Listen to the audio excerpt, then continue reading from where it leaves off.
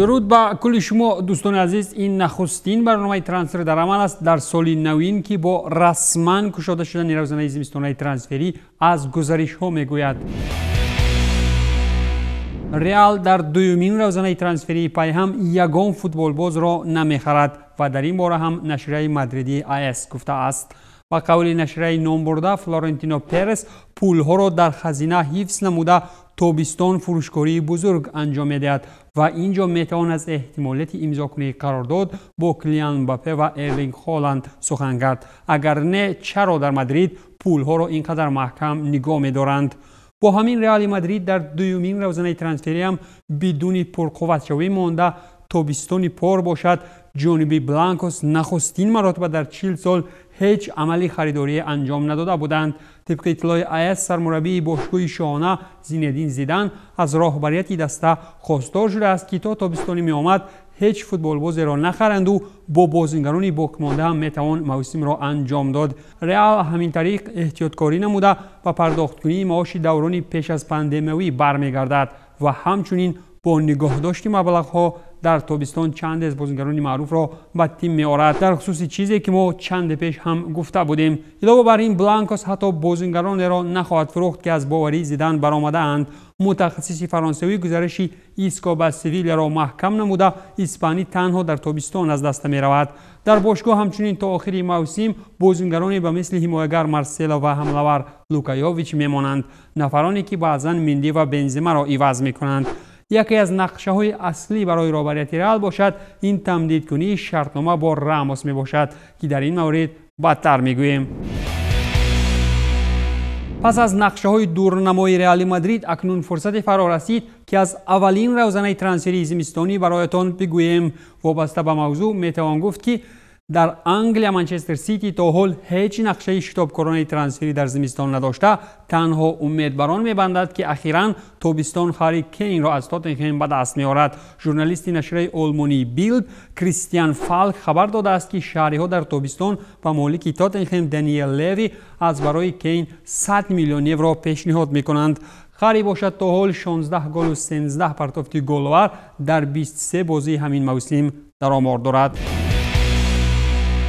همچنین لیورپول در همین روزنامه زمستانه دیوک ارگی را نخواهد فروخت، چون این قرار البته که به خاطر جراحت زیادی بازیگران دسته و تقویم نهایت زیچ سرخ‌ها در دوام موسم است. محض با همین سبب ها مرسیسایدها یگان بازیگر فعلی خود را از دسته جواب دادنی نیستند. اشتیاق نسبت یکی از قهرمانان لیگ قهرمان‌های موسم 2018-2019 را باشد تیم‌های اتلتیکو و اینتر دارند. علاوه بر این در انگلیا چنین موضوع مهم ترانسفری وجود دارند.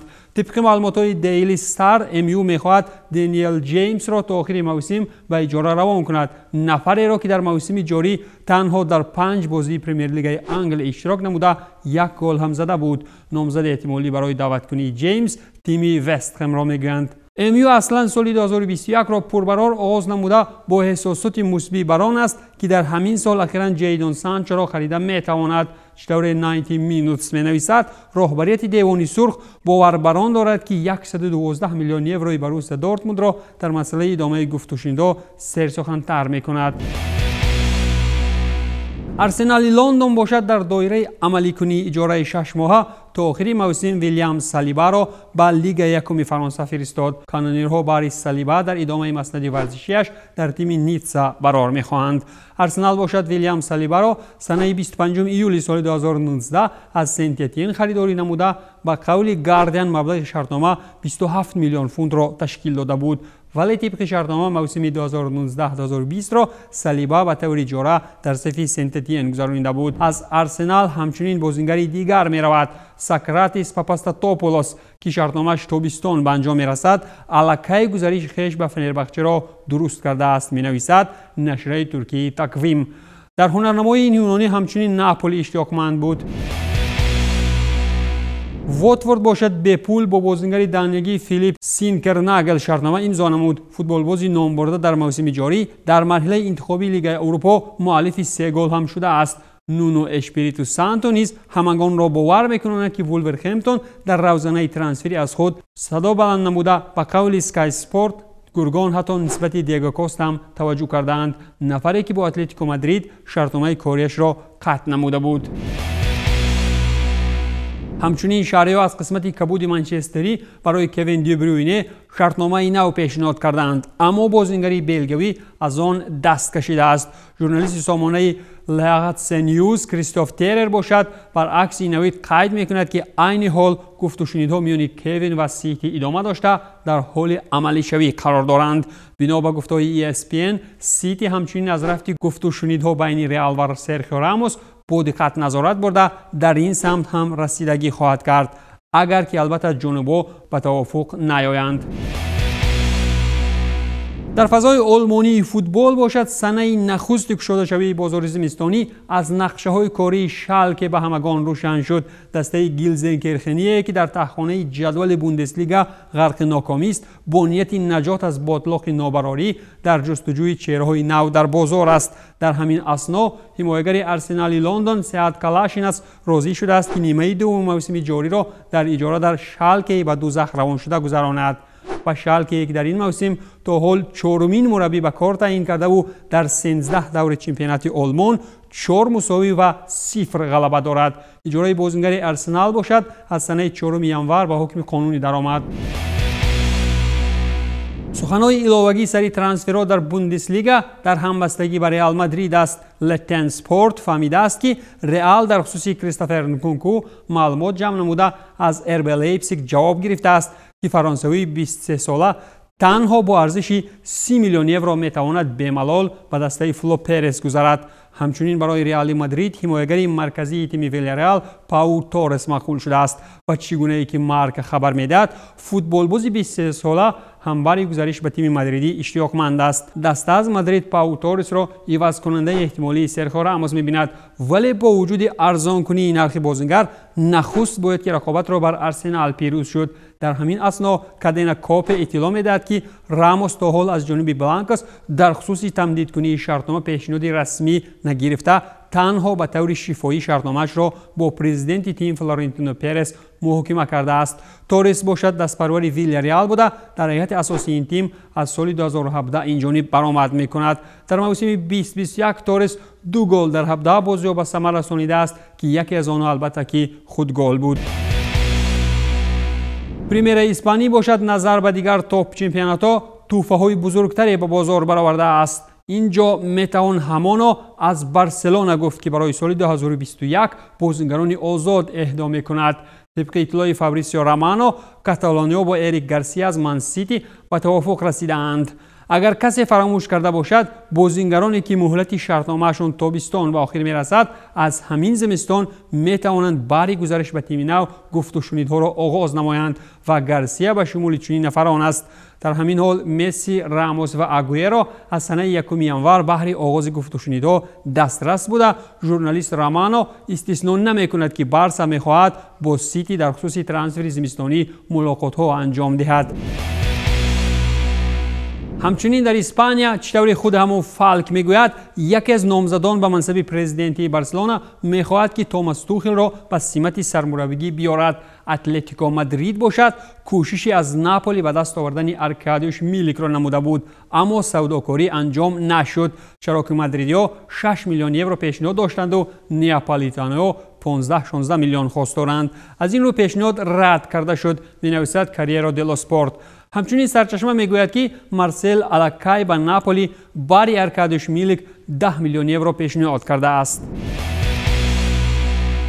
در ایتالیا باشد به صف فوتبالبازان آزاد بزرگسال همچنین دونارومای جوان شامل شد، اما صیدگران را دست گرم کردن هنوز بر وقت است. طبق معلومات شعبه ایتالیایی اسکای اسپورتس راهبریت میلان امکانیت‌های تمدید کنی شرطنامه با میراثبری بوفون را خیلی هم بزرگ ارزیابی کرده است. در همین موسم دروازه‌بان 21 ساله در 13 بازی سری آ به میدان آمده 13 گل به دروازه‌اش سر داده است، در حالی که 4 مرتبه عموما به دروازه‌اش توپ وارد نشده است.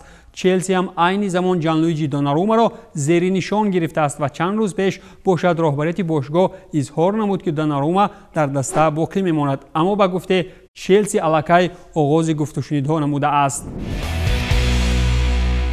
در فرانسه محبت‌آفر باشد غیر از تشریف پوچتینو به پاریژ عملی چشمرس تغییراتی به چشم نمی‌رسد و عموما در نقطه‌های دیگری فوتبالی باشد است چیزی که از آن باید یادآوری نمود. اگر فردی گوارین را در یاد داشته باشید، نفری که در پورتو آتش افروزی می‌نمود و در اینتر هم خوب درخشید، اخیراً به میلیونر کلمبیایی گزارش کرد. در روسیه باشد سخنان سری ترانسفرهای اسپارتاک را پیش میاریم. نوابسته به آنی که رضوان میرزوف عین حال در صف خیمکی چرفچنکو چارس و چابوک میدانداری میکند، اما اسپارتاک را این بازیگر باور کردن نتوانست. طبق اطلاع سامانه چمپیونات مسکوگی‌ها میخواهند که میرزوف را همگی بر عوض 600,000 یورو در صف سرخ و سیاه بمانند. اسپارتاک باشد خود رضوان میرزوف را ماه یولی سال 2019 بر عوض 4 میلیون یورو از آرسنال تولا به دست آورده بود. اما در اسپارتاک باشد کل این گپ‌ها را با نرخ اعلان شده کلاً رد کرد و گفتند که میرزوف به مراتب زیادتر ارزش دارد. همچنین زینیت تا حال در جستجوی نیم حمایتگر است. توتو اسپورت می نویسد که باشگاه سنت پترزبورگ تا حال اشتیاق نسبت رودریگو دی پاول را گم نکرده. این بازیگر هنوز تابستان می توانست به پرمیر لیگ روسیه گزارش نماید. اما مشکل اصلی در خریداری دی پاول آن است که کبود و سفید و آسمانی رنگ ها در این راستا رقیبان سرسخت چون میلان و اینتر دارند، چرا این دو تیم میلانی هم نسبت بهترین حمله‌آور اودینزه چشم علاق کردند. هرچند که تابستانی پر آمدن الکساندر کاکورین چون فوتبالباز آزاد به اسپارتاک چنگ کلان در راسته بازار فوتبالی روسیه برخیزاند، ولی اخیراً کاکورین در اسپارتاک تا حال نمایشنامه جالبی را هم از خود نشان نداده است و با وجود این سر و صداها در خصوص از اسپارتاک بیرون رفتنش زیادتر می‌گردند. حمله‌آور اسپارتاک می‌تواند که وارد قیمت پول خریداری ماتیاس نورمن از رستوف بگردد و با همین در رستوف با رفیق جانیش از بوتیرکا یک جا می‌شود. اسپارتاک خود در هنرنمایی نورمن اشتیاقی خاصه داشته. یکی از واریانت‌های خریداری بازیگر منتخب نروژ از تیم رستوف این عوض‌کنی با کاکورین و پرداخت از جانب سرخ و سفیدا میباشد. اما بر عوض این امکانیت‌های برگشت نمودن کاکورین به تیم سوچی هم وجود دارند. دسته از شریک قبول کننده جنجال برانگیزترین بازی‌های زمستان المپی هم آماده پرداخت معاش 3 میلیونه به کاکورین است. واریانت اخیر ادامه فعالیت ورزشی برای الکساندر کاکورین این عملی کنی آخرین آرمان بازیکنی در اروپا و قبول دعوت فیورنتینا می باشد. پیشنهاد دسته از فلورنسیا به اسپارتاک ارزش قریب 5 میلیون یورو را داشته. مشکل است گفتند که این سر و صدا اخیراً به واقعیت تبدیل می یابند. در موسم جاری پرمیر لیگ روسیه باشد کاکورین تنها 2 گل از پنالتی در 8 بازی پرمیر لیگ روسیه به ثمر رسانیده است و خلاص. و این بود کل این تغییرات نوین فوتبالی از روزانه زمستانه ترانسفری سال 21. خیر، تنسیت و پیروز باشید.